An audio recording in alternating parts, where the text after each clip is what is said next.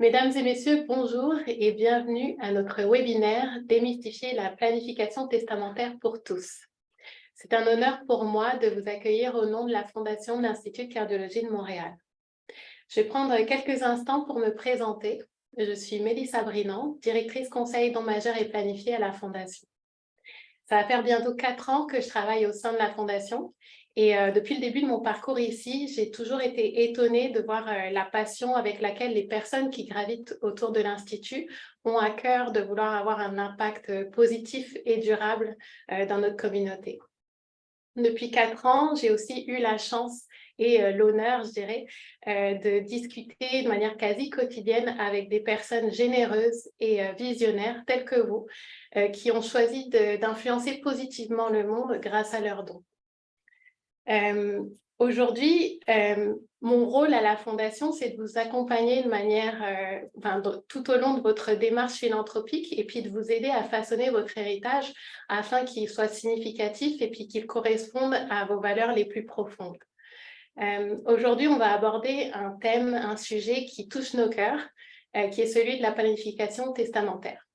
On va plonger dans différents aspects de la planification testamentaire et puis on va aborder des sujets tels que la rédaction de son testament, le choix de son exécuteur testamentaire, mais aussi les mandats de protection. Et puis on va avoir une petite discussion sur tout ce qui entoure et tout ce que ça implique quand on veut faire un don à son testament. Vous aurez aussi la chance de pouvoir participer. Alors, les 15 dernières minutes de notre séance, elles vous sont réservées. Donc, si vous souhaitez poser des questions à notre expert ou à moi-même, n'hésitez pas à utiliser le clavardage. Que vous soyez déjà familier avec le sujet ou que ce soit la première fois que vous l'abordiez aujourd'hui, il faut savoir que ce webinaire il a été conçu pour vous donner de l'information précieuse et puis des conseils pratiques. Notre objectif, c'est que vous ressortiez de cette séance avec en main des outils qui vont vous permettre de prendre des décisions claires et puis de bâtir un plan d'avenir solide. Donc, pour m'accompagner aujourd'hui, permettez-moi de vous présenter Maître Laurent Fréchette, un notaire émérite exceptionnel, doté d'une vaste expérience et d'un engagement profond envers ses clients. Maître Fréchette est reconnu pour son expertise pointue dans le droit successoral et pour sa capacité à donner des conseils avisés dans son domaine. Il est doté il a 28 années de pratique à son actif et puis ça lui confère une solide réputation de notaire dévoué et compétent. Il est membre du conseil d'administration de la Chambre des notaires et puis il est aussi membre du comité don majeur et planifié à la Fondation. Mais au-delà de son expérience notariale, Maître Fréchette est reconnu pour son sens de l'empathie et puis pour sa capacité d'écoute. Et puis, c'est aussi un excellent communicateur. Il saura vous expliquer les concepts successoraux de manière claire et accessible. En somme, Maître Fréchette est un notaire hautement compétent, dévoué et passionné en fait par ce qu'il fait. Merci beaucoup, Mélissa. C'est très gentil, c'est une belle présentation. De rien. Donc, moi, je vous invite à profiter de cette occasion d'apprendre, d'échanger et puis de bâtir votre avenir. Et puis, laissez-nous vous accompagner pour que vous puissiez prendre des décisions claires et puis aussi que vous puissiez protéger vos intérêts et ceux de vos proches. Donc, je vous remercie sincèrement d'être là avec nous aujourd'hui. Puis, je suis convaincue que ce webinaire va être une expérience enrichissante pour chacun d'entre vous. Merci. Et puis, bonjour, Maître Fréchette et bienvenue. Bonjour, c'est un plaisir d'être avec vous aujourd'hui. Merci beaucoup. Maître Fréchette, je vais commencer notre entretien par une première question. C'est quand il est question de planifier sa succession, de planifier son testament, les personnes ne savent pas toujours par où commencer. Est-ce que vous avez des conseils pour simplifier la chose pour eux? Évidemment, quand on a à penser à un testament, ça veut dire qu'on a à se projeter dans le temps, on a à s'imaginer éventuellement qu'on va mourir.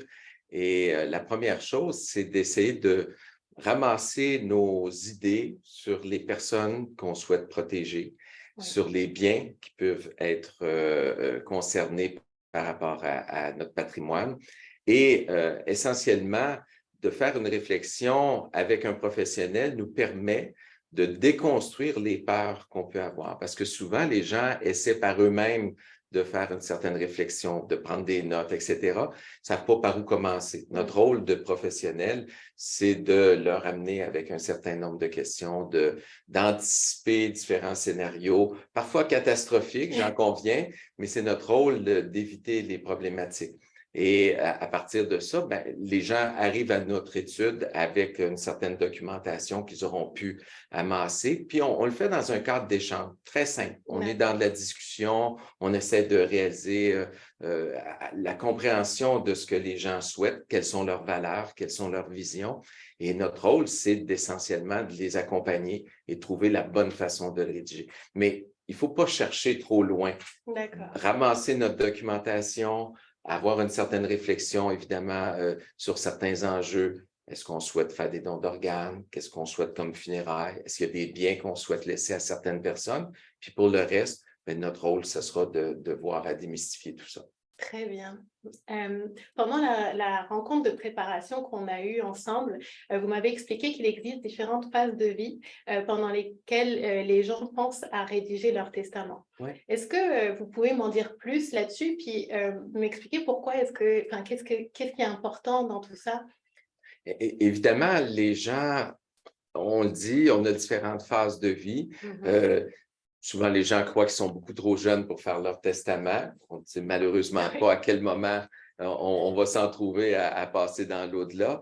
Maintenant, quelqu'un qui est en début de vie, qui commence à accumuler certains biens, aura tendance à avoir quelque chose qui sera peut-être plus simple. Le patrimoine est moins important, mais c'est quand même de ne pas laisser des complications. Quand on est dans une période d'accumulation avec des enfants, avec une maison, avec des REER, qu'on entre en vie de couple, bien, il y a d'autres réalités qui sont là où on a des gens spécifiquement à protéger. Puis éventuellement, bien, il y a toute une période de décaissement qui se fera plus tard, où les gens vont être plus à l'âge de la retraite ou à une étape où ils sont plus nécessairement sur le marché du travail, mais ils vont avoir accumulé un certain actif. Et souvent, pour les gens, à ce moment-là, ils souhaitent protéger leurs vieux jours, mais également laisser une trace, protéger des personnes, protéger des organisations, des gens qui leur sont chers. Très bien, merci. Il existe différentes façons de faire son testament et différents types de testaments. Est-ce que vous pouvez nous les expliquer aujourd'hui? Oui, bien sûr. Alors, le testament holographe est celui qui est le plus facile à identifier. C'est tout simplement prendre une feuille de papier puis d'écrire nos volontés. Je sous-signais Laurent Fréchette, fais mon testament comme suit, je lègue tous mes biens à la Fondation de l'Institut de cardiologie, on le signe et voilà, j'ai un testament qui est fait sous la forme holographe. L'avantage d'un testament holographe, c'est qu'évidemment, on peut le faire à n'importe quel moment, ça ne coûte rien. C'est facilement accessible, j'ai mon testament avec moi. La problématique, c'est qu'on n'aura pas eu d'assistance d'un professionnel. Donc, une petite virgule mal placée, un point placé au mauvais endroit peut changer complètement le sens de notre document et on ne sera malheureusement plus là pour l'interpréter et le définir. Par ailleurs, un testament holographe, mais ça peut être détruit. Hein? C'est dommage de penser que des gens qui, mal avisés, vont laisser un document, puis il pourra être détruit parce qu'il y aura un incendie ou parce qu'il y aura quelqu'un que ça ne fera pas son affaire de voir qu'est-ce qu'il y en est sur ce document et qui pourrait détruire le document en question ou contester la légitimité du document. Finalement, on a besoin d'obtenir un jugement pour venir valider que c'est bel et bien le testateur qui a rédigé de sa propre main le testament. Alors, le testament holographe, c'est somme toute assez simple. Le grand frère du testament holographe, c'est ce testament devant témoin, ou ce qu'on disait auparavant, le testament sous la forme dérivée des lois d'Angleterre. Alors, c'est un testament qui va être signé devant deux témoins.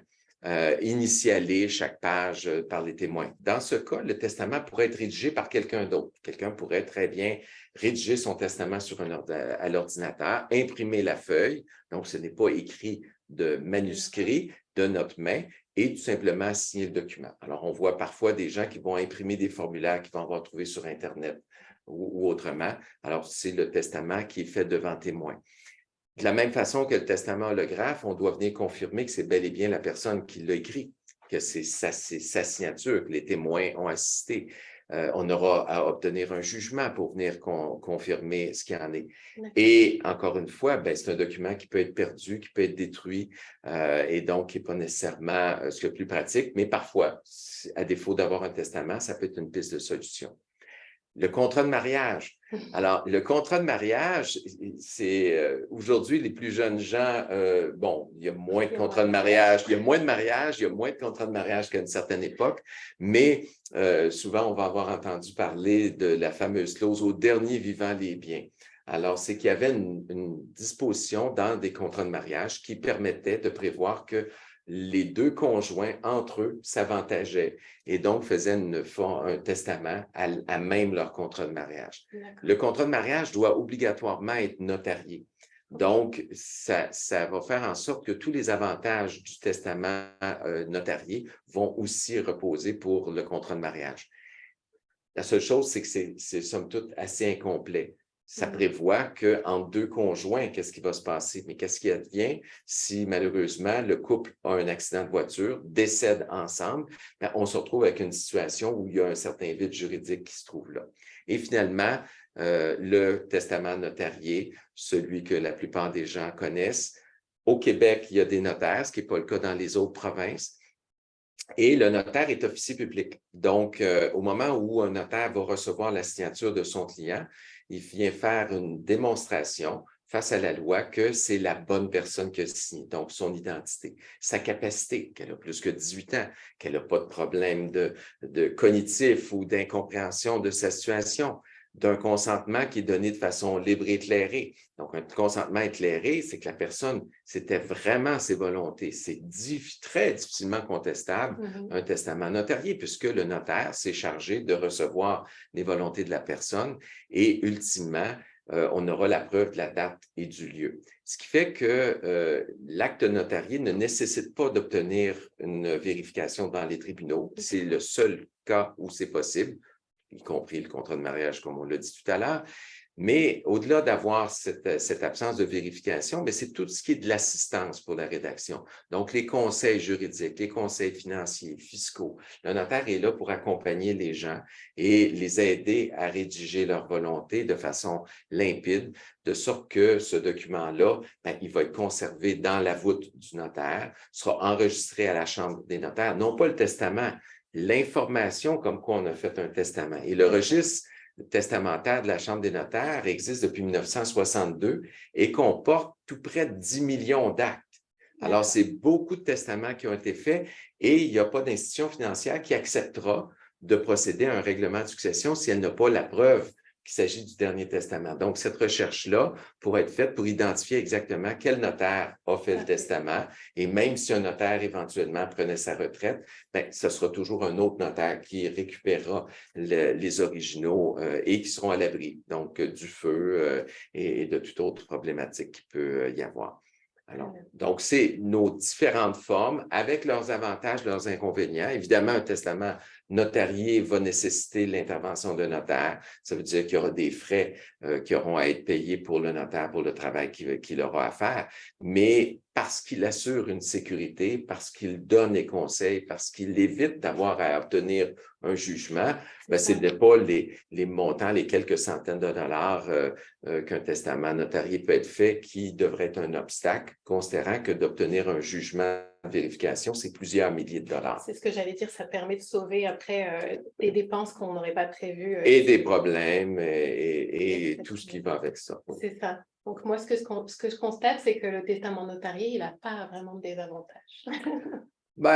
Non, certains diront que, bon, on peut faire l'écrire à la main puis ça se termine là, mais quand on comprend toutes les conséquences par la suite, on se rend compte que finalement, on a avantage à être accompagné par un professionnel. Parfait, merci.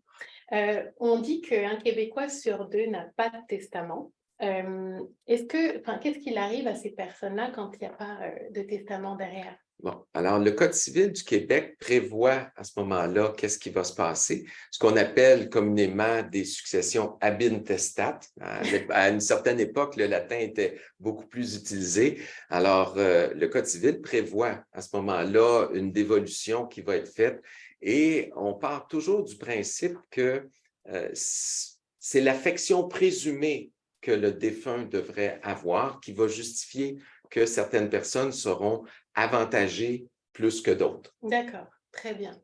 Là, je vois, effectivement, il y a certains Alors, on voit exemples. sur le tableau, c'est ça, une répartition qui est faite en absence de testament et on voit différentes possibilités. Alors, dans un premier temps, qu'est-ce qui se passe si des gens sont mariés?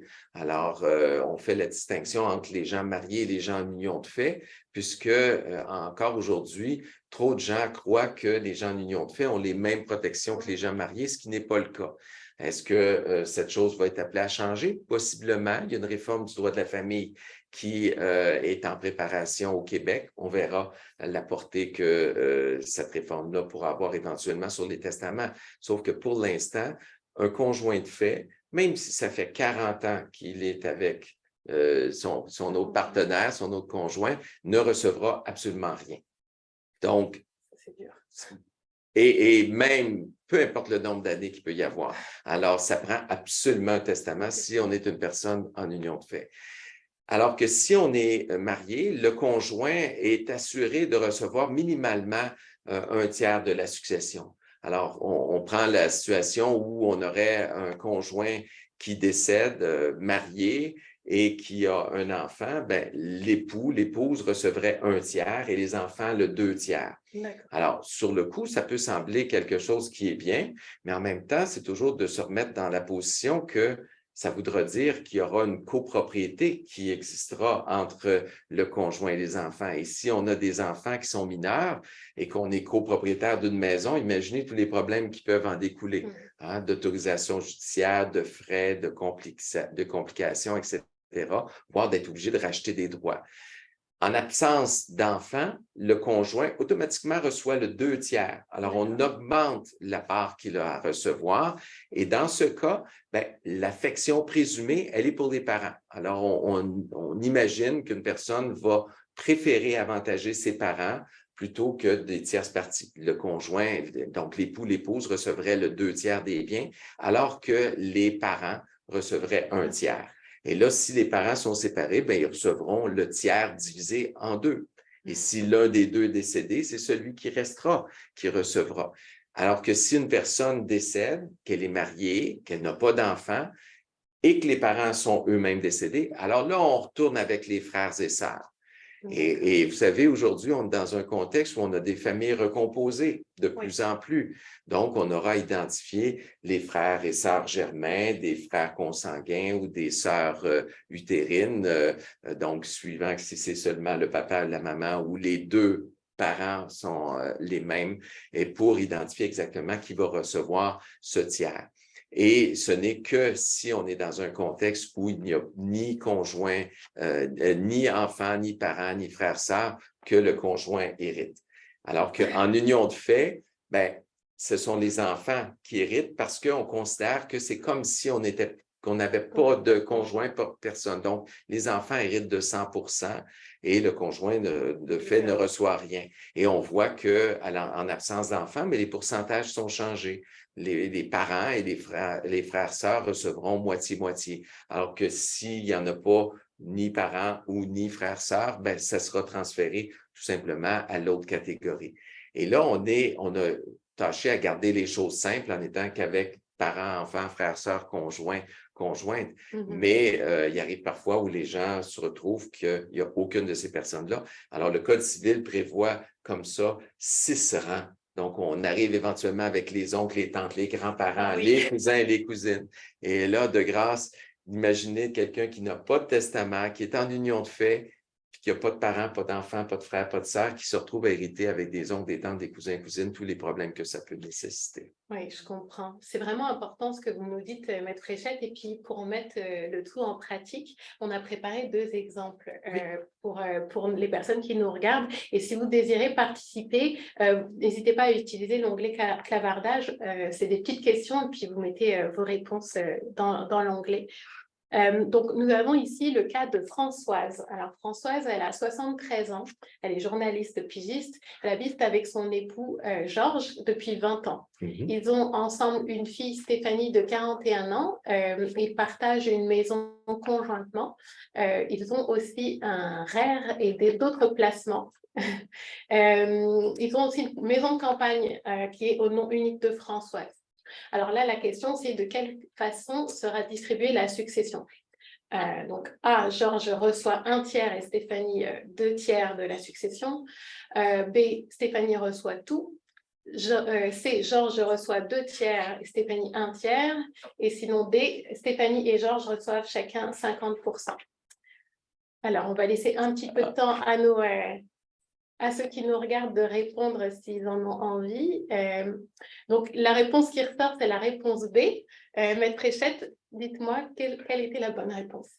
Alors, il faut qu'on se ramène au fait que est-ce qu'on a un conjoint marié ou pas? Ça, c'est la première chose. À partir du moment où Françoise est mariée avec Georges, nécessairement, on sait que Georges sera appelé à recevoir quelque chose, ce qui fait que nécessairement, ça ne serait pas B, puisqu'il faut que l'affection qu'on peut avoir soit là. On disait, si on a des enfants et un conjoint, le partage se ferait à raison de 1/3 pour l'époux et 2/3 pour la fille. Donc, dans ce cas-ci, on serait avec la réponse A. Très bien, merci. Ah, il n'y a pas de testament, c'est ça. On n'avait pas. Oui, bien sûr, on avait compris qu'il y avait. Il n'y a pas de testament. On va passer au deuxième cas, puis je vais laisser un petit peu plus de temps, je pense, aux personnes pour répondre. Là, on a le cas de Nicole qui a 65 ans, qui est enseignante à la retraite. Elle vit avec son conjoint Luc depuis 40 ans. Ils n'ont pas d'enfants. Nicole a 2 frères et ses parents sont toujours vivants. Elle est propriétaire d'une maison et elle a un RER et des comptes bancaires. Encore une fois, il n'y a pas de testament. Oui. Donc, voici les propositions. Comment va être distribuée la succession? Donc, A, Luc reçoit tout. B, 100% aux parents de Nicole. C, 100% à ses frères et sœurs. Ou D, 50% aux parents, 50% répartis aux frères et sœurs. On va laisser un petit peu, quelques instants à ceux qui nous regardent de pouvoir répondre, parce que je pense que je suis allée un peu vite tout à l'heure. Alors. Et ça aurait été tellement plus simple que Nicole fasse un testament. Voilà, c'est ça. C'est ça la question, la réponse E finalement. Alors, est-ce qu'on a... Alors, on voit que sort la réponse D ou la réponse B. Il y a une petite ambivalence là. Alors, donc, si on regarde B ou D, alors c'est soit 100% aux parents ou soit moitié-moitié aux frères et ça, répartis aux parents et aux 2 frères. Exact. Alors, l'indice ici, on est avec une personne qui est en union de fait. Elle vit avec son conjoint, elle n'est donc pas mariée. Ce qui fait qu'en n'étant pas mariée, nécessairement, ce pauvre Luc, même si ça fait 40 ans, il ne recevra rien. Donc, A est automatiquement éliminé. Maintenant, on a à voir, est-ce qu'il y a des enfants? Non, il n'y a pas d'enfants. Troisième possibilité, est-ce qu'on a des parents et des frères? Oui. Donc, la réponse, ce serait D. C'est à savoir qu'il y aurait un partage qui se ferait entre les parents et les frères. Et les frères et sœurs. Voilà. Parfait, merci beaucoup. C'est la fin des cas pratiques. Je pense qu'on a bien compris ce qui se passe quand il n'y a pas de testament. Et puis, comme on le disait tout à l'heure, je pense que du coup, la meilleure solution, c'est d'avoir là quelque chose qui nous protège et puis qui permet de faire en sorte que notre héritage, il ira aux gens qu'on souhaite. Oui, et non pas aux gens que le gouvernement décide. Et même si on a des pourcentages qui sont prévus, ce n'est pas nécessairement les pourcentages qu'on aurait souhaités. C'est ça. Et donc, ça nous permet de personnaliser, d'adapter et au moins de ne pas laisser les gens dans des complications. C'est ça. Quand on parle de planification successorale, on entend souvent parler du liquidateur ou exécuteur testamentaire. Alors, est-ce que vous pouvez expliquer aux gens qui nous regardent, c'est qui cette personne-là et puis c'est quoi son rôle? Bon. Alors, jusqu'à 1994, sous l'ancien Code civil, à l'époque, oui, on parle encore du nouveau Code civil, même si ça fait près de 30 ans, imaginez. Alors, à l'époque, c'était l'exécuteur testamentaire qui était la personne responsable d'exécuter le testament. d'où son nom, exécuteur testamentaire. Lorsque les gens décédaient qui n'avaient pas de testament, mais ça créait toute une problématique puisque l'ensemble des héritiers se retrouvaient à avoir une certaine responsabilité pour régler la succession. Avec le nouveau Code civil, on a changé le nom pour parler d'un liquidateur, donc la personne qui liquide la succession.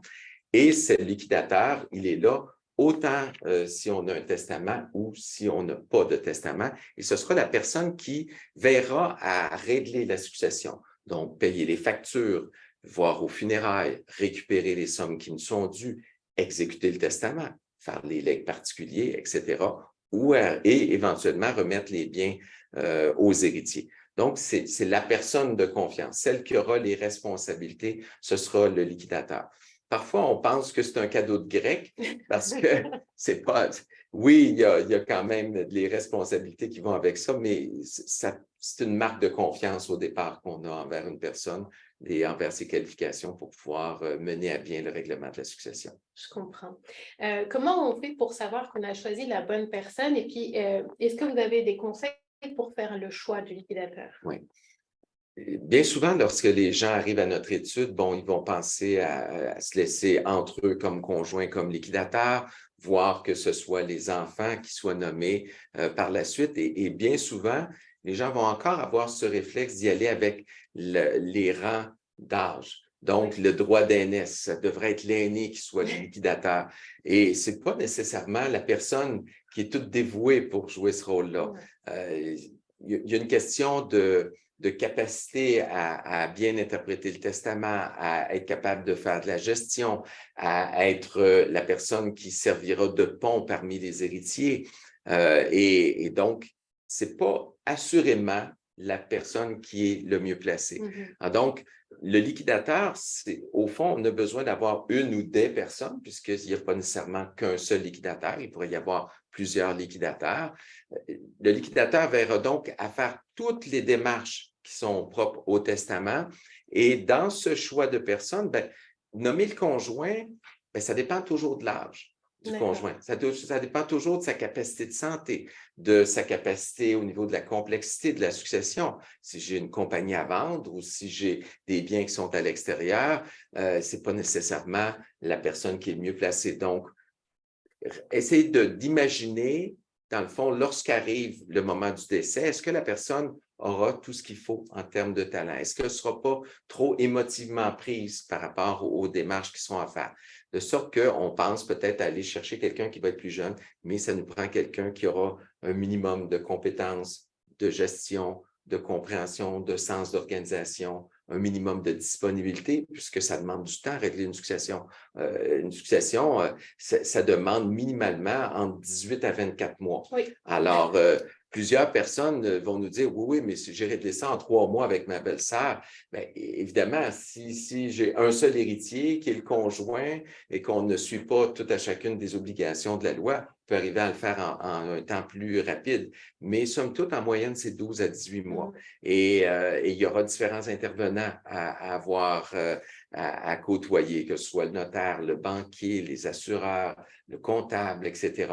Donc, d'avoir une personne qui est capable d'avoir cette disponibilité, qui a ce sens de gestion minimal, mais qui n'a pas nécessairement besoin d'être un professionnel. Ici, c'est une succession qui est plus simple. Maintenant, à partir du moment où il y a un degré de complexité, on va peut-être penser dans ce cas-là à se tourner vers des professionnels pour pouvoir nous assister, que ce soit le notaire, que ce soit des comptables, des avocats ou des gens de milieu bancaire qui peuvent donner un certain soutien. Et le liquidateur peut très bien demeurer en charge et tout simplement mandater certaines personnes pour l'accompagner, pas nécessairement ne pas faire du tout le règlement de la succession. Ou parfois, on va pouvoir, comme testateur, décider de plutôt nommer un professionnel, désigner un notaire ou désigner une société de fiducie, par exemple, pour pouvoir faire cette gestion. Mais il faut comprendre que cette analyse, elle a à être faite en fonction de la complexité de la succession, de sa valeur et peut-être de la réalité que la personne vit elle-même. Je comprends. Et j'ai une question aussi par rapport à ça, mais je pense que peut-être vous y avez à moitié répondu. Mais il y a quelques semaines, moi, j'ai reçu l'appel d'un donateur qui fait un legs testamentaire à la Fondation. Puis il avait une question, il me demandait comment est-ce que je peux m'assurer que la personne que j'ai choisie comme liquidateur va savoir liquider mes biens de la meilleure façon possible. Je ne sais pas, dans des cas comme celui-ci, est-ce qu'il y a des choses que nous, on peut préparer pour nos liquidateurs et puis pour faire en sorte que ce soit géré du mieux possible. Ben, et c'est là d'arriver à faire une liste de nos biens, être capable d'identifier exactement quel est notre patrimoine, où se trouvent nos biens. Ce n'est pas tant seulement d'avoir les montants, mais d'être capable de faire une liste de ces biens, une liste des personnes ressources, savoir exactement qui est mon notaire, qui est mon comptable, qui est mon assureur, où se trouve, j'ai un coffret de sûreté à tel endroit. Organiser notre documentation pour que la personne qui arrivera pour régler s'y retrouve. Oui, oui. Si j'ai des enveloppes à gauche, pas à droite, ben, on va avoir à jouer au détective, alors que si le tout est regroupé dans une filière ou dans une chemise ou à un certain endroit, ça peut être possible de faciliter les choses. Lorsqu'on a des biens de grande valeur, d'avoir des factures, d'avoir des pièces qui vont nous donner une idée. Parfois, des gens vont avoir des œuvres d'art et la famille qui n'aura peut-être pas les mêmes goûts pour les tableaux en question vont penser que c'est un tableau qui vaut peu ou pas de valeur, alors que dans certains cas, on a des valeurs qui sont peut-être substantielles, de se laisser des notes. Au fond, documenter pour faciliter le travail du liquidateur. Très bien.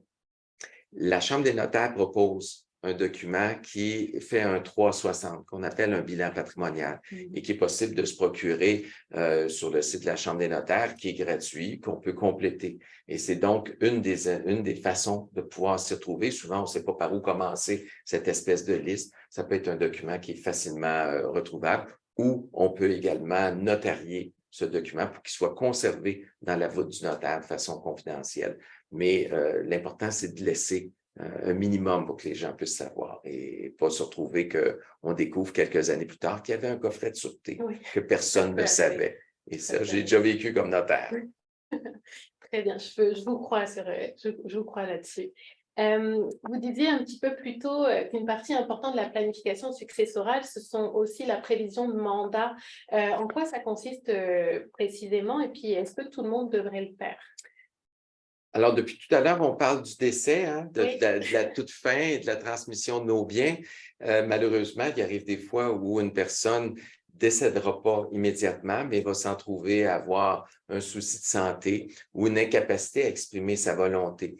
Pensons à une personne qui va avoir des troubles de démence, une personne qui va avoir un accident de voiture, qui va être en traumatique crânienne, ou quelqu'un qui aura une maladie qui l'empêchera de pouvoir administrer ses biens ou prendre soin de sa personne.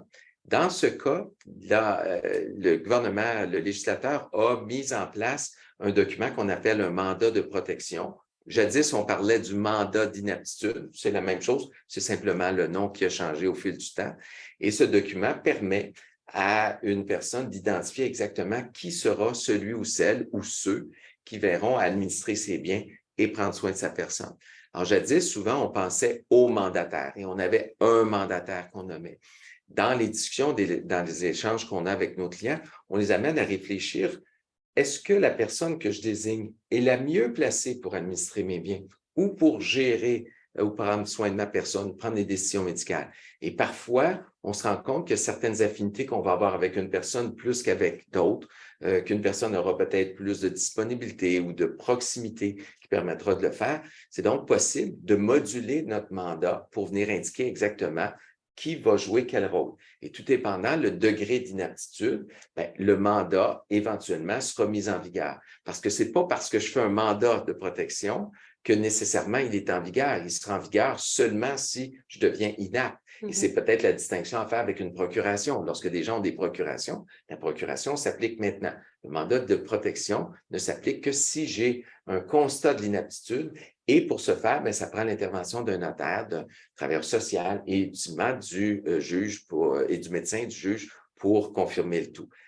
Le mandat, donc, viendra prévoir quels sont les pouvoirs, quelle est la portée et quel est l'ensemble des biens. Donc, dans certains cas, on pourrait très bien avoir une personne qui va désigner 2 mandataires pour ses biens, les 2 enfants, puis nommer la conjointe mandataire à la personne.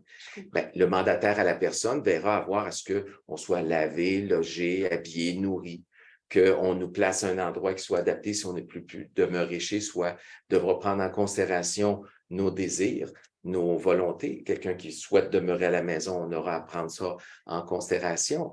Et le mandataire au bien, bien, ça sera le gestionnaire qui verra nos factures, qui gérera notre actif, verra faire nos impôts, etc.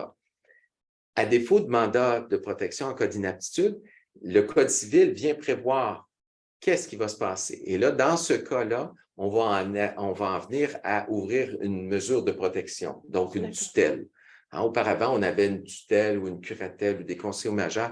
Tout ça a changé. Il y a eu une réforme de la loi qui s'est faite en novembre dernier, donc la loi 11 qui est venue modifier, simplifier, bonifier les choses pour faire en sorte qu'aujourd'hui, on puisse avoir une tutelle qui soit adaptée à notre situation. Un petit peu comme on peut le faire avec le mandat. La seule différence, c'est que lorsqu'on n'a pas de mandat, bien, on devra réunir la famille. Et ce sont les proches, conjoints, conjointes, enfants, grands-parents, frères, sœurs, qui auront à se réunir en assemblée de parents, d'amis et d'alliés et qui auront à déterminer qui va être nommé pour agir comme tuteur. Alors, c'est une perte de contrôle. On s'entend, ce n'est pas nous qui aurons décidé. Et il y aura des comptes qui seront à rendre au curateur public, ça sera plus long, plus complexe. Le mandat de protection, on espère pas avoir à s'en servir, mais si ça se présente, ça nous permet d'établir exactement qui on souhaite qui veille sur nous. Et parmi les changements que la loi a apportés, bien, on est venu préciser de façon beaucoup plus précise qu'on devrait s'assurer de toujours essayer de sauvegarder l'autonomie de la personne et de l'impliquer dans le processus pour qu'elle puisse, en autant que faire se peut, venir dire qu'est-ce qu'elle souhaite ou qu'est-ce qu'elle ne souhaite pas. Très bien. Est-ce que... Si vous me permettez juste un instant, Oui. dans le mandat de protection, on a une disposition qui est importante de prévoir, c'est toute la question au niveau des soins. Et c'est parmi les choses qu'on encourage les gens à faire que d'en parler avec leurs proches, jusqu'où on va aller dans les soins qui seront donnés. Alors, dans notre mandat de protection, c'est possible d'avoir des directives de fin de vie pour limiter l'acharnement thérapeutique, préciser jusqu'où le mandataire aura à se positionner. Maintenant, depuis quelques années, il y a un nouveau document qui a été mis en place par le législateur qu'on appelle des directives médicales anticipées. Voilà. Alors, ce qu'on voit à l'écran. Alors, les directives médicales anticipées vont un petit peu plus loin que les directives de fin de vie. Alors, dans les directives de fin de vie, on prévoit que s'il n'y a plus de probabilité raisonnable de vivre sans un support mécanique ou de pouvoir respirer par soi-même ou de pouvoir, si les soins sont trop importants et qu'ultimement ne font que multiplier ou prolonger la vie inutilement, ou prolonger la vie, mais dans un sens de prolonger des souffrances, le mandataire peut venir demander à ce qu'on arrête les soins. Et là, on ne parle pas de l'aide médicale à mourir, on parle d'un consentement ou d'un refus à faire des soins. Les directives médicales anticipées prévoient 3 situations qui, dans ce cas, ce sera quelque chose d'exécutoire. Donc, la personne, le mandant qui fait ces directives médicales anticipées veut garantir que sa volonté soit faite et que, donc, on n'aurait pas besoin de s'en remettre au mandataire. Donc, ça nous permet d'aller un petit peu plus loin. Et on voit les 3 situations, c'est d'être dans une situation d'une condition médicale grave et incurable en situation de fin de vie. On peut penser à quelqu'un qui aurait un cancer métastatique, qui est rendu au niveau du cerveau, qui n'est plus capable de parler, ou qui a un traumatisme crânien très avancé avec une situation grave, incurable, ou une personne, dans le deuxième cas, qui est dans un état comateux ou qui est dans un état végétatif. Et finalement, on pense aux personnes qui sont dans une situation de démence grave à un stade avancé. Donc, vraiment, on pense à de l'Alzheimer en stade 6-7, vraiment avancé. Et là, dans ce cas, il y a 5 soins qu'on peut à l'avance consentir ou refuser. La réanimation cardiovasculaire, la ventilation assistée, les traitements de dialyse, l'alimentation forcée, le gavage ou l'hydratation forcée. Et donc, la personne a la possibilité de faire ce document en plus de son mandat pour venir s'ajouter, préciser encore plus sa volonté. Oui, c'est vraiment important. Et puis, en fait, on voit que on peut préciser énormément de choses et puis vraiment planifier beaucoup d'aspects là, qui concernent à la fin de vie. Nous, à la Fondation de l'Institut de cardiologie de Montréal, on a beaucoup de personnes qui choisissent de faire un don à l'Institut. Et puis d'ailleurs, j'en profite pour les saluer et les remercier. Les raisons qui poussent ces visionnaires à faire ce geste-là, elles sont diverses, mais je crois que toutes ces personnes ont la volonté commune qu'un jour, notre travail, il nous permet de trouver des solutions en maladies cardiovasculaires. Nous, on a l'occasion de le voir chaque jour quand on vient à l'Institut, on rencontre des personnes avec leurs proches et qui sont aux prises avec l'angoisse et puis l'incertitude qu'amènent ces affections-là. Et je pense qu'on a tous ce rêve-là, c'est qu'un jour, on n'ait plus à faire face à ça et puis que voilà, qu'il n'y ait plus de victimes de maladies cardiovasculaires.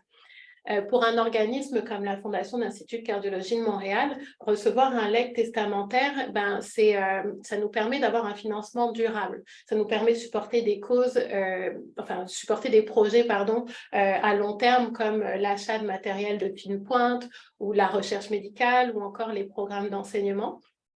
Et ça nous donne aussi de la flexibilité, ça nous permet d'avoir une liberté pour pouvoir supporter des initiatives novatrices, puis aussi de nous adapter aux changements constants de la communauté, parce que les besoins changent au fur et à mesure. Mais avant toute chose, recevoir un legs testamentaire, c'est une marque de reconnaissance et puis d'engagement. Ça témoigne en fait de la confiance du donateur et puis ça permet de renforcer l'engagement de la communauté. Puis des fois, c'est même un exemple et puis ça permet d'encourager d'autres personnes à soutenir notre cause aussi. Donc pour toutes ces raisons-là, moi je remercie les personnes qui ont choisi de nous faire un leg. Et puis ma question que j'avais par rapport à ça pour vous, Maître Fréchette, c'était de votre côté, est-ce que vous constatez que la philanthropie, ça fait partie des discussions que vous avez avec votre clientèle? De plus en plus, fort heureusement.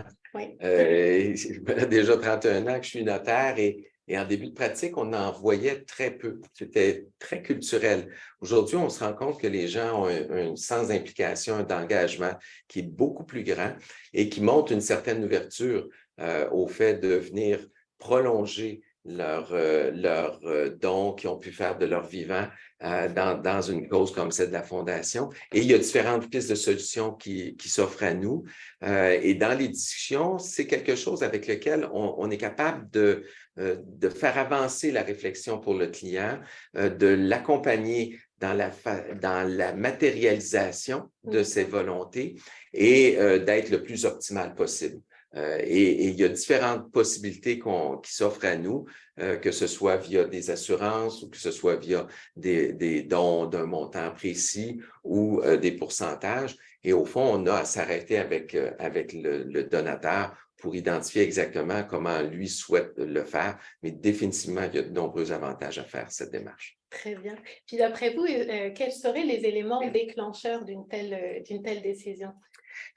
Souvent, c'est par l'expérience. Hein. Les gens qui vont avoir eu quelqu'un dans leur entourage qui aura eu des problèmes cardiaques et qui aura bénéficié des services, des soins de toute l'équipe de l'Institut de cardiologie, va souhaiter redonner au suivant, va souhaiter faire avancer les choses, va vouloir éviter des souffrances qu'il a pu avoir en aidant la recherche et laisser une marque.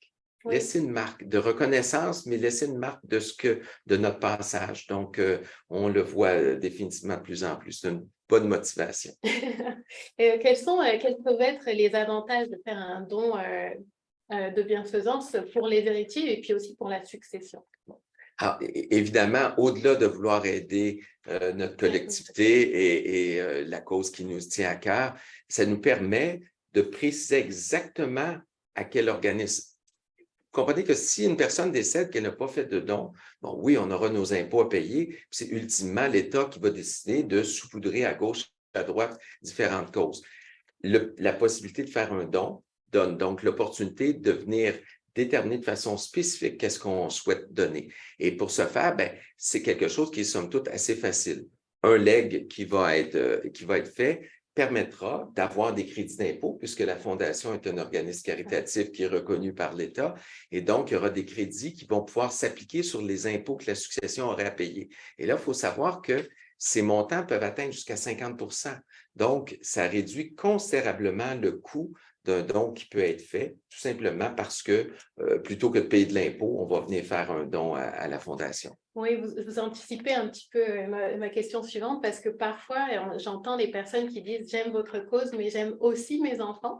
Et puis moi, je me dis, est-ce que c'est forcément contradictoire? Est-ce qu'on prive ses enfants quand on prévoit un legs testamentaire à une cause? Vous seriez étonné de voir que le fait qu'il y ait des congés fiscaux qui soient donnés, différentes mesures, mais au-delà de ça, la discussion qui est faite avec la famille pour leur exprimer le désir que les parents peuvent avoir fait en sorte que habituellement, ce n'est pas un problème. Et si une personne vient, et on en a un exemple qu'on peut présenter ici pour bien l'imager, hein, si on a une succession ici de 500 000 où une personne, un testateur veut laisser 500 000 à chacun de ses enfants, bien, à terme, il va avoir de l'impôt qui va être à payer. Si le don de 100 000 est fait à la Fondation, bien, ce don va réduire de 50 000 pour chacun des enfants, qui s'en trouvera à recevoir à peu près 45 % de ce qu'il avait plutôt que 50, mais le crédit d'impôt qui aura été donné à notre don de 100 000 fera en sorte que le coût réel ne sera que de 50 000 et non pas 100 000 qui avait été fait. Alors, il y a lieu de s'y arrêter à trouver certaines façons de pouvoir prévoir. Et donc, on voit ici à 475 000 que ça remet à chacun des enfants versus si on vient faire un don planifié. Et là, évidemment, on n'a pas beaucoup de temps aujourd'hui pour élaborer plus longuement sur différentes stratégies. On pourra le faire dans une autre capsule, mais il faut savoir qu'il y a plein de possibilités de rendre ça encore plus simple. Et les familles sont enchantées de pouvoir aider. Et la diminution que l'enfant va avoir, c'est habituellement pas un obstacle. Il ne faut pas le voir comme ça. Comme vous dites, c'est vrai que là, le temps est un peu compté si on veut terminer à l'heure. Moi, j'avais une dernière question. Comment est-ce que les familles, elles réagissent quand elles apprennent que leurs proches ont prévu un don c'est vrai qu'il y avait aussi la question, pardon, sur le type de don. Ouais, voilà. Alors, comme je peux élaborer rapidement, alors, c'est possible de prévoir un legs universel, quelqu'un qui lègue l'entièreté de ses biens à la Fondation de l'Institut de cardiologie de Montréal, tout simplement dans le testament, ce sera le légataire universel de recevoir l'ensemble des biens que la personne pouvait laisser. Parfois, une personne va plutôt prévoir un legs particulier. Je lègue un montant X. 100 000 dans notre exemple précédent. Et là, à la Fondation, donc, il y aura ce legs spécifique. Le reste des biens retournera à la famille et parfois, ça sera de faire un legs résiduaire. Donc, d'avoir légué certains biens à certaines personnes et d'avoir prévu certains legs qui soient pour le reste. Donc, j'aurais prévu la protection de certaines personnes et ce qui restera de mes biens retournera à la Fondation ou ça pourrait être également, je laisse mes biens à ma conjointe ou mes enfants, mais si ma conjointe et mes enfants étaient décédés, alors ce sera la Fondation. Donc, souvent, c'est une des façons faciles de pouvoir venir avantager l'organisme. Très bien. Et donc, très, très rapidement, avant qu'on passe aux questions, je voulais savoir comment est-ce que les personnes réagissent lorsqu'elles apprennent que leurs proches ont prévu un legs testamentaire à leur succession. Est-ce que vous avez des réactions particulières? Je vous dirais, c'est tout. Habituellement, des réactions très positives. D'accord. Les gens sont enchantés de savoir que le parent va avoir protégé un organisme qui souvent va avoir aidé la famille. C'est souvent l'expérience qu'on peut avoir. Et c'est la raison pour laquelle on encourage les gens à en parler de leur vivant pour faire en sorte qu'il n'y ait pas de mauvaise surprise, que les gens qui croyaient tout recevoir, qui voient que l'organisme reçoit quelque chose, ne voient pas ça sous un angle négatif, alors qu'au contraire, on voulait donner beaucoup de sens à ce geste-là. Très bien. Ben, je vous remercie beaucoup, Maître Fréchette. On va passer à la période de questions. Oui. Alors, je vois qu'on a quand même reçu pas mal de questions dans le chat. On va les regarder. Donc, la première que je vais pouvoir vous poser, Maître Fréchette, c'est qu'est-ce que le codicile, le changement de testament? Est-ce qu'il faut un notaire pour faire ça? Alors, un codicile, c'est une petite modification qu'on vient faire, un petit addendum. J'ai légué tous mes biens et j'ai prévu une personne comme liquidateur. Ce liquidateur ne peut plus, je veux le changer. Je fais une simple petite modification à mon testament dans lequel on modifie qu'un article ou deux de façon spécifique. Évidemment, on a tout intérêt à faire le document encore sous forme notariée pour ne pas avoir à obtenir de démarches supplémentaires de vérification et autres qu'on aurait à faire si c'était fait sous forme de graphe. Très bien. Pour la question suivante, c'est entre le contrat de mariage et le testament notarié, lequel a priorité? Ah, ça dépend à quel moment il est fait. Alors, habituellement, la clause dans le contrat de mariage prévoit que c'est quelque chose qui est révocable. Donc, on pourra faire un testament par la suite pour venir le modifier. Alors, un jeune couple qui, dans leur contrat de mariage, aurait prévu une disposition testamentaire et par la suite ferait un testament, mais c'est le testament qui s'appliquerait puisque normalement, les dispositions dans le contrat de mariage sont révocables. D'accord, très bien. Avec un testament, on veut que l'héritage aille à un petit enfant si mon enfant est décédé. Quel est le terme? Je ne suis pas certain d'avoir bien saisi la question. Donc, on veut que l'héritage aille à un petit enfant si mon enfant est décédé. OK, d'accord. On parle de représentation. Alors, j'ai légué mes biens à mon enfant et si mon enfant m'a prédécédé, la part qui aurait été à mon enfant ira à mes petits-enfants C'est ça, par représentation du parent. très bien. Alors, mon gendre est notaire. Est-ce qu'il peut être le liquidateur de mon testament en tant que parent ou professionnel? Alors, il peut être le liquidateur, il ne peut pas être le notaire qui reçoit le testament, D'accord. compte tenu du lien de parenté, mais oui, il pourrait être le liquidateur. Et puis, évidemment, sa profession fait qu'il aura toutes les capacités pour pouvoir agir sans problème. Très bien. Est-ce qu'un liquidateur est responsable des dettes? Bonne question. Le liquidateur n'est pas responsable des dettes pour autant qu'il fasse l'inventaire de la succession. Donc, au moment du décès, on va dresser l'inventaire pour connaître l'actif et le passif. Le liquidateur verra à même les biens à payer toutes les dettes qu'il pourrait y avoir et il n'y aura pas de responsabilité pour les héritiers ou pour le liquidateur si cet inventaire a été fait. S'il n'y avait pas suffisamment d'argent, le liquidateur ferait les démarches judiciaires pour obtenir les autorisations, mais lui n'encourait pas une responsabilité personnelle. Si une personne règle une succession et ne fait pas d'inventaire et qu'éventuellement qu'il y avait plus de dettes que d'actifs, dans ce cas, le liquidateur pourrait avoir une certaine responsabilité. Ouais, on voit que c'est un rôle important et qui Oui. engage sa responsabilité. Alors, est-ce une pratique courante de donner un petit salaire au liquidateur pour son temps investi pour régler la succession? Ben, une gratification pour le liquidateur, je vous dirais que c'est un petit peu la même chose comme de penser à demander au liquidateur au départ. Oui. Hein, est-ce que vous acceptez cette charge? Parce qu'on ne veut pas, c'est mieux, on ne veut pas que la personne soit prise par surprise. Elle n'a pas besoin de connaître tout le détail, mais de l'en informer à l'avance, je pense que c'est judicieux. Puis de la même façon, de la remercier pour le travail qu'elle va être appelée à faire. Donc, en termes de gratification, il y a différentes possibilités. Ça peut être un montant précis, ça peut être un pourcentage, ça peut être un montant à l'heure. Donc, il y a différentes possibilités et comme notable, on accompagne les gens, tout dépendant de leur situation, de la complexité qu'il peut y avoir, à les conseiller sur un mode de rémunération adéquat. Très bien. Alors, à part le notaire, quels sont les professionnels les plus habilités à agir comme liquidateur si on n'a personne autour de nous pour le faire? Ben, souvent, les gens vont penser aller voir un comptable professionnel agréé qui pourra les assister. Certains avocats vont faire du droit successoral. C'est moins la pratique courante, mais ça peut être le cas. Et au fond, de trouver un professionnel qui va avoir un fonds d'assurance responsabilité, qui aura une certaine surveillance professionnelle qui sera faite, qui aura de la formation, qui aura un certain encadrement, Donc, il y a quand même certains ordres qui peuvent se prêter plus, mais mon premier réflexe, c'est les notaires principalement. Sinon, oui, un comptable, un avocat. Certaines personnes vont être accompagnées de leur planificateur financier, mais le planificateur financier, il y a certains gestes qu'il ne pourra pas tout faire. Donc, il faut éventuellement avoir à ça. Mais c'est un travail d'équipe. C'est sûr. Faut-il nommer dans le testament plusieurs liquidateurs si le premier ne veut pas ou décède? Je dis toujours à la blague que je suis un paranoïaque pas traité.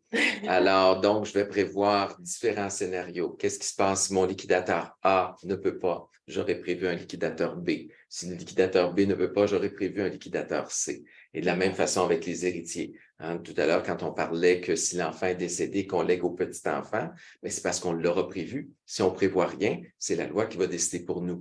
Alors, on a toujours à prévoir différents scénarios et ça fait partie du travail que le notaire va faire que d'anticiper les différentes les cas qui peuvent se présenter à nous. Puis ce que je sais aussi, ce que je crois aussi par rapport à ça, c'est que si jamais vraiment il y a pas, tous les scénarios ont été épuisés, puis il n'y a pas de liquidateur, alors c'est les héritiers, là, à ce moment-là, Ils vont choisir un vont liquidateur. choisir. Il y aura un liquidateur, mais ultimement, le testament peut prévoir qu'on délègue la faculté de nommer un liquidateur remplaçant par les héritiers ou, ultimement, en dernier recours, le tribunal. Mais je dirais que l'idéal, c'est vraiment de s'y arrêter, à y penser nous-mêmes, à prévoir différentes choses. Très bien. Alors, comment faire pour bien choisir le notaire qui rédigera mon testament? Est-ce qu'il y a des questions préalables que je dois voir avec lui? Bonne question. Bon, au départ, il faut comprendre que faire des testaments, c'est dans la pratique courante des notaires. Oui. Tous les notaires ont fait leur formation pour être de bons rédacteurs de testaments. Maintenant, un petit peu comme dans certaines pratiques, il y a des gens qui développent une expertise plus pointue, qui vont en faire la majorité de leur travail. Maintenant, on peut vérifier avec le notaire, est-ce que c'est dans sa pratique? Parce que si un notaire travaille en entreprise, il ne fait pas nécessairement de testament. Ou quelqu'un qui va travailler pour le gouvernement ou pour une institution financière ou qui va faire un type de pratique qui ne s'y prête pas. C'est tout simplement de poser la question, est-ce que vous faites dans votre pratique, vous faites des testaments ou est-ce que vous avez développé une expertise pointue? Certains notaires vont avoir été chercher des accréditations supplémentaires, que ce soit en planification financière, en fiscalité ou en droit fiduciaire pour être capable d'accompagner de façon plus pointue leurs clients. Mais c'est une question qui se pose, hein? Il ne faut pas hésiter à le faire. Et de la même façon qu'on va voir notre médecin puis qu'il nous réfère à un spécialiste, on retourne voir notre médecin pour notre vaccin. Maintenant, un notaire peut très bien faire un type de pratique puis qui réfère à un collègue pour une spécialité quand un besoin plus particulier là. Très bien. Il nous reste encore quelques minutes. On va prendre des petites questions. Alors, après combien de temps devrais-je penser à revoir mon testament? Comment m'assurer que je suis toujours bien protégée? Excellente question. Oui. On disait tout à l'heure qu'une personne sur deux environ a un testament. Malheureusement, les gens qui ont un testament, souvent le prennent et le rangent dans le fond du tiroir parce qu'ils ne veulent pas trop y penser et les années filent. Il arrive des fois où les gens reviennent nous voir, puis ils avaient nommé leurs enfants avec des tuteurs et finalement, ça fait 20 ans que les enfants ont quitté la maison et le testament n'a pas été revu.